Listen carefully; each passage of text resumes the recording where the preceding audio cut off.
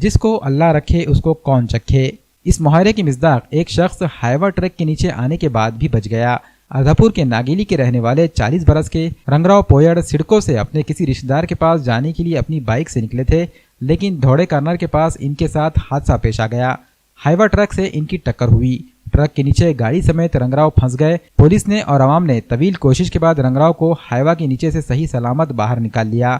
हादसे की वजह से चारों अतराफ से ट्रैफिक जाम हो गई थी। हाईवा ट्रक KTIL कंपनी का था। पुलिस ने ट्रक को कब्जे में ले लिया है। ग्रामीण पुलिस स्टेशन में इस मामले में एक मुकदमा दर्ज कर लिया गया है।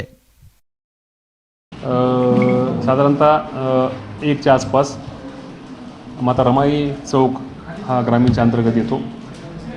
राष्ट्रीय महामार्गाच्या वरतीच तिथे मेन चौक आहे।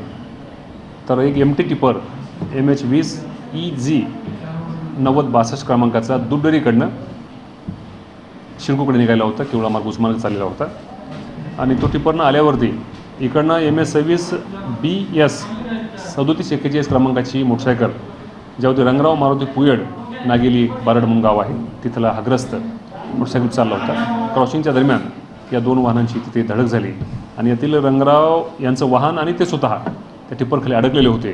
तात्काळ त्या ठिकाणी आमचा एक मार्शल नेहमी कार्यरत असतो। बीट मार्शल एकनी तात्काळ काही लोकांना मदतीला बोलावलं। आमचे DO आम्ही स्वतः तिथे गेलो होतो।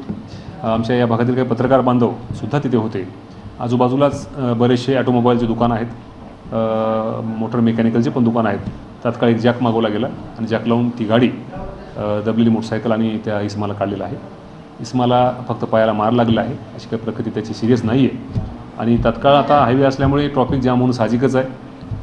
रस्ता तिथे अरुंद आहे आणि मेन चौक आहे, त्यामुळे काही वेळ ट्रॉफिक जाम झाली होती। तात्काळ ती ट्रॉफिकही बाजूला करण्यात आली आहे आणि जखमीला सिव्हिल हॉस्पिटल विष्णुपूरला येता ॲडमिट करण्यात आलं आहे। शांतता आहे।